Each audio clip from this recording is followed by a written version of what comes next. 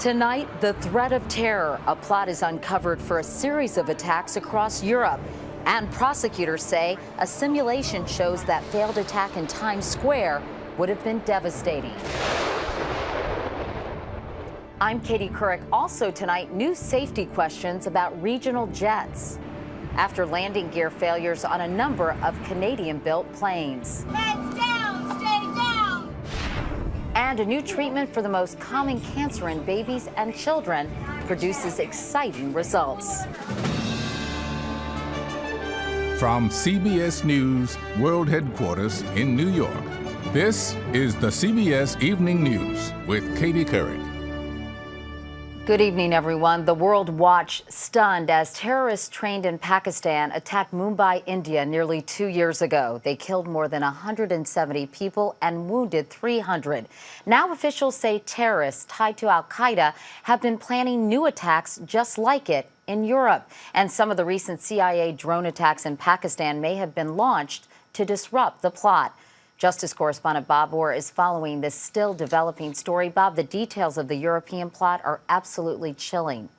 Well, Katie, yes, they are. U.S. and European officials say the plot called for a spectacular multi-pronged attack on numerous cities in Great Britain, France, Denmark, and Germany. Teams of terrorists trained by an al-Qaeda-linked group along the Pakistan-Afghan border plan to carry out commando-style shooting sprees, patterned on the Mumbai attacks of 2008. Sources describe the plot as credible, but say it was discovered at an early stage and had not gone operational.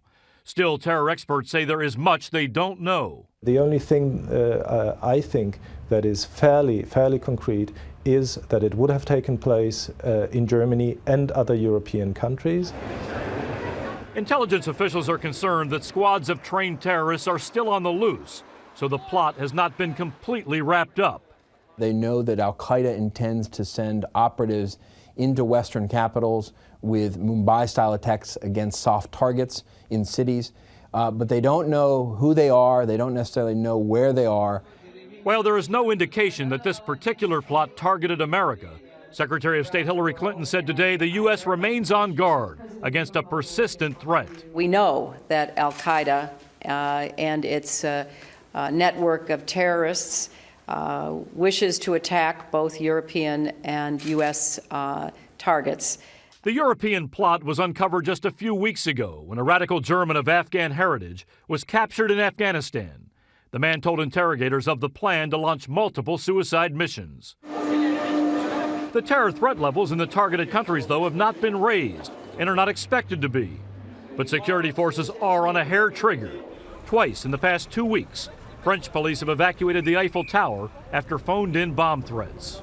And there's no question U.S. officials are also nervous. The Department of Homeland Security now has called for a series of classified briefings for the private sector over the next 2 weeks to outline the possible threat of Mumbai-style attacks. Katie? Bob, we're reporting from Washington. Bob, thank you. The man who tried unsuccessfully to set off a car bomb in Times Square back in May also received his training in Pakistan. Faisal Shahzad will be sentenced here in New York next week. Meantime, prosecutors today released a tape of a simulation they say shows that if the bomb had gone off, the results would have been devastating. Here's national correspondent Jeff Glor. The just-released material includes the government's most damaging information against Faisal Shahzad, including this detonation video. That's what investigators say would have happened if Shahzad's bomb went off in New York City this past May. He says he wanted to kill at least 40 people, and he confessed to investigators he was planning a second bombing in the city only 2 weeks later. He never got there, arrested only 3 days after his crude car bomb fizzled in Times Square. There's probably more than this to life. Also included as evidence, this chilling video of a calm, determined Shahzad, then 30 years old, explaining why he went to a terrorist training camp in Pakistan last July. The intention of making this video is not to show off or to gain fame and to incite the Muslims to get up and fight. Shahzad, who pled guilty in June, will likely get a life sentence next week. Prosecutors say he never showed any remorse. Jeff Glor, CBS News, New York. In other news, there are big safety questions tonight about commercial jets made by Bombardier. The Canadian company is a big supplier to regional airlines. More than 900 of its jets are in service with 11 U.S. carriers. But since 2008, 6 Bombardier jets have had to make emergency landings because of faulty landing gear, 2 in just the past week. And national correspondent Dean Reynolds reports federal investigators want to find out if this is part of a bigger problem. SkyWest Flight 3074 was approaching Milwaukee yesterday when the cockpit called for help. Declaring an emergency. We have one for a landing gear. The one for that side appears to be up. The 36 passengers faced a harrowing descent as the left landing gear refused to budge. But the plane did finally land safely. You could hear him trying to put the landing gear down about 4 or 5 times. It was all too similar to a Delta connection flight Saturday night at New York's Kennedy Airport. An emergency captured on a passenger's cell phone camera. Stay down! Heads down! Stay down! Faulty landing gear was involved in both cases. One large plane, one small, with different landing systems, but one manufacturer, Bombardier of Canada. Federal records show that in the last 2 years, there have been only 2 such incidents involving airliners made by other companies. But in that time, you have the 6 Bombardier incidents, the 2 in the last 4 days, plus Chicago, Atlanta, Ontario, California, and Philadelphia. In each case, the planes landed safely without injuries to those on board. But with that many accidents involving similar aircraft made by the same company, authorities want to know if there's a pattern. The FAA and the National Transportation Safety Board are investigating, and aviation experts say wear and tear could be an issue. They're designed and they're used for short-haul movement of passengers. So they may take off and land 3, 5, 7, 10 times a day sometimes. So their landing gear are put under a lot more stress. Today, Bombardier said it would support any investigation. Dean Reynolds, CBS News, Chicago. In health news, there's been a lot of debate about what causes attention deficit hyperactivity disorder, commonly called ADHD. Some say it has to do with diet. Others suggest parenting may be to blame. But today, for the first time, researchers say they found a definitive link between ADHD and a genetic mutation. Here's Dr. John LaPook. Thanks, Mom. Carol Siege always suspected ADHD ran in her family. All 4 of her sons have been diagnosed. People who are going through the experience, it makes perfect sense to them. Today's news confirming a genetic link comes as a relief to these parents of kids with ADHD. Oh, it's wonderful because it's been so obvious to us. And so it takes away that the blame and the shame that you feel as a parent. Researchers have found specific genetic mutations that double the risk for ADHD. It's not a single gene to a single disorder. Scientists examined the chromosomes of 366 children with ADHD and found either too many or too few copies of certain genes. Studies suggest these genes may help control brain development and behavior. Many years ago, people didn't used to think of autism as a brain disorder. People used to think it was due to negative parenting. Nobody would think that now. For now, genetic testing for ADHD remains a research tool, with the diagnosis still made on the basis of behavior. Katie? And I know ADHD, John, is a broad term used to describe kids with the disorder, even though cases range from mild to severe. How do you think this new finding will impact the way doctors treat the disorder? Well, Katie, the researchers in the study found that one child with ADHD can have a totally different mutation than another kid with ADHD. So rather than treating everybody the same way, in the future, maybe we'll figure out, okay, exactly what kind of ADHD do you have, and then develop a more personalized treatment plan. All right, Dr. John LaPook. John, thank you. An update now on the mega church pastor in Atlanta who's being sued by 4 men who claim he lured them into sexual relationships when they were teenagers. On Sunday, Bishop Eddie Long vowed to fight the allegations. Now, as Mark Strassman reports, one of the accusers is telling his story. Jamal Paris says he's now haunted by a father figure, Bishop Eddie Long, pastor of New Birth Missionary Baptist, one of America's most powerful megachurches. I cannot get the sound of his voice out of my head, and I cannot forget the smell of his cologne. And I cannot forget the way that he made me cry many nights when I drove in his cars on the way home, not able to take enough showers to wipe the smell of him off of my body. As teens, Paris and 3 other young men claim Long adopted them as his spiritual sons, then exploited them.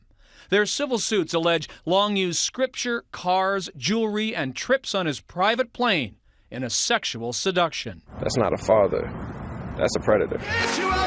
Long built this megachurch into 25,000 members. 4 U.S. presidents attended Coretta Scott King's funeral here.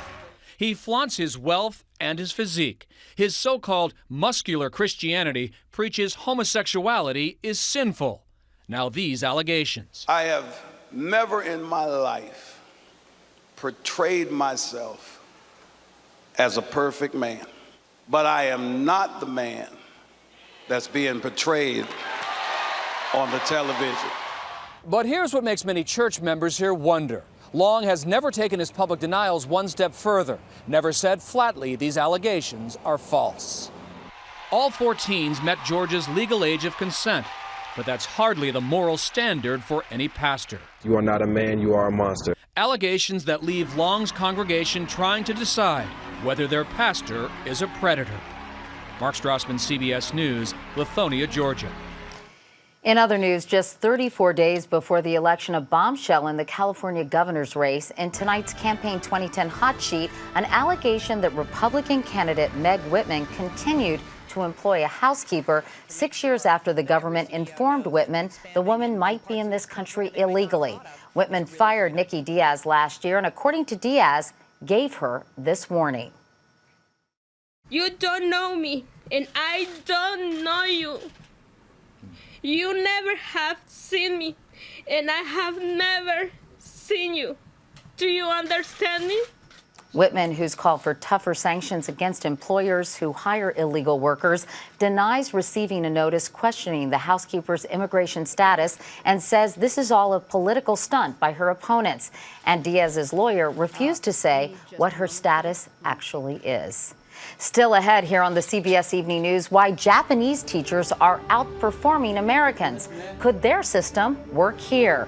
But up next, the new treatment that may have helped her beat cancer for good.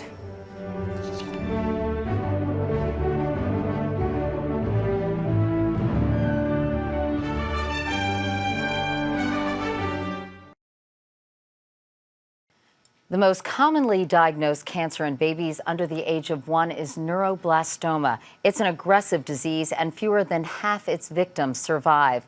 But there's new hope tonight and a new treatment.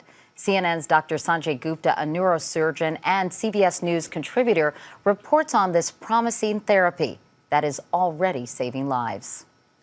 Every step I'm taking. Kindergarten was supposed to mean new friends and ballet for 6-year-old Haley Kudrow. So you were feeling fine? You were going to ballet and everything? Uh-huh. And then I wasn't eating good because of my tumor. It filled up my whole belly.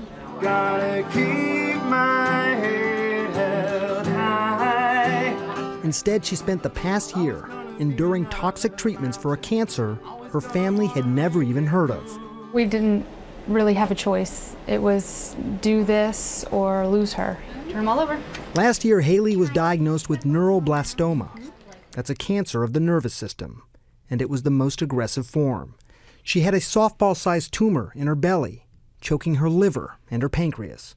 Without treatment, it will grow and spread and kill the child within a matter of months. When I took a bath in hot water, it burned. And did you make a fuss, or were you brave?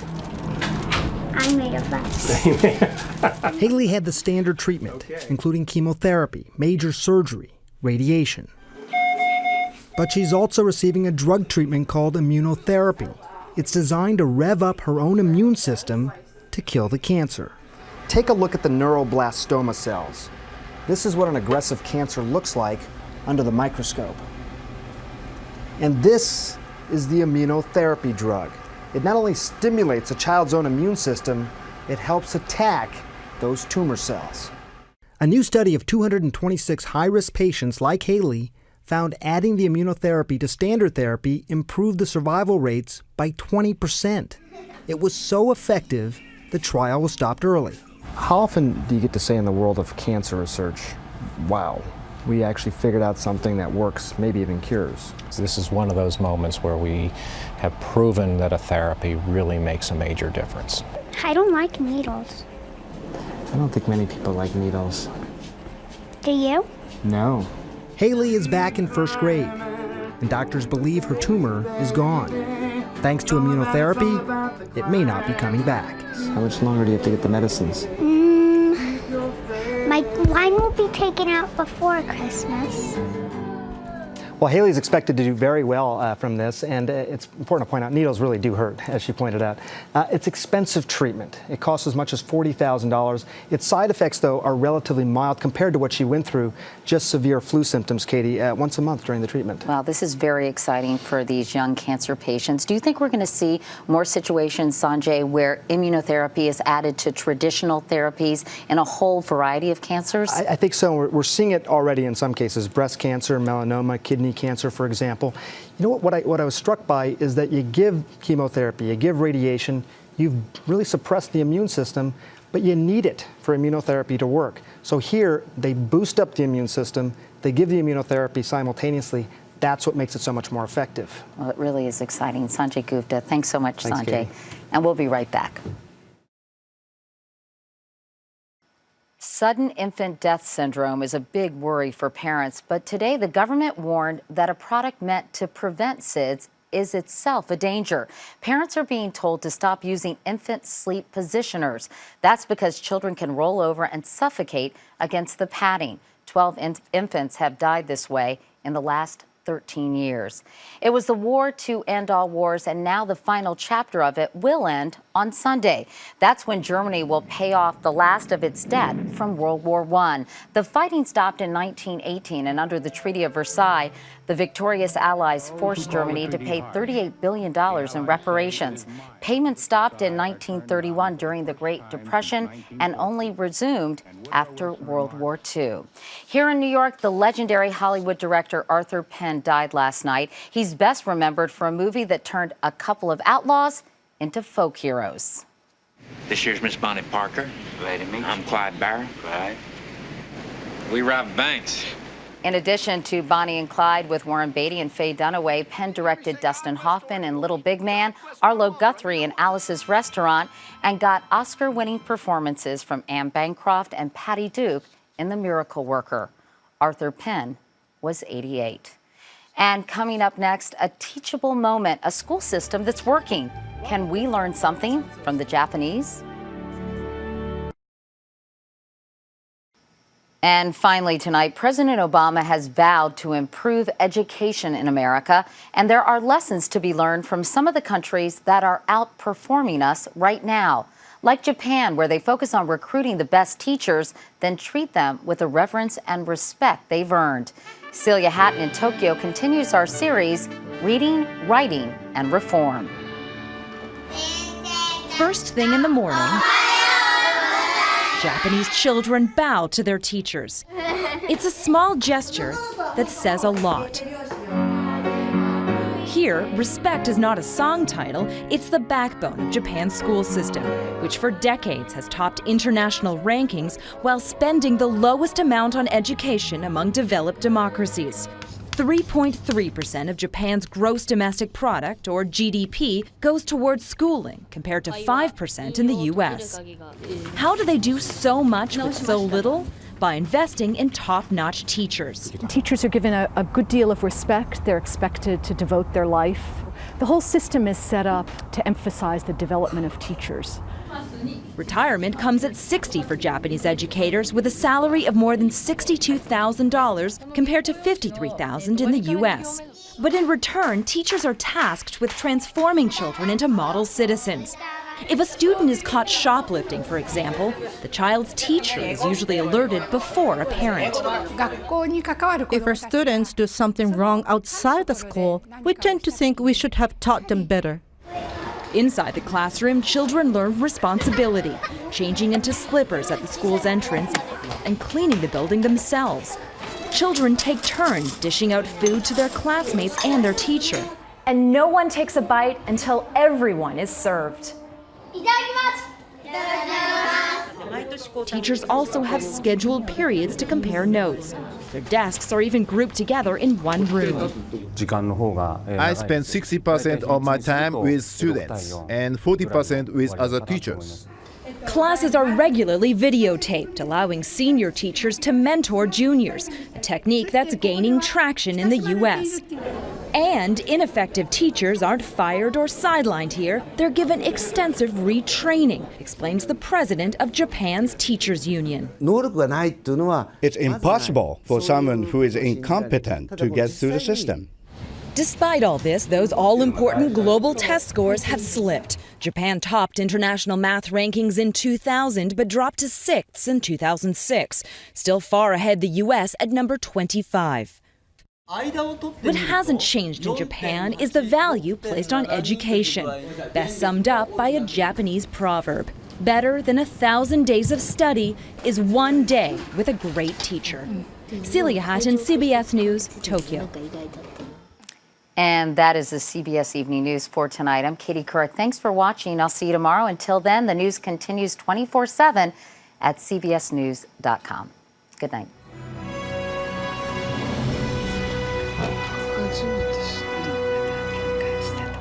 Dangerous drug-resistant superbugs. What's being done to fight them? Tomorrow.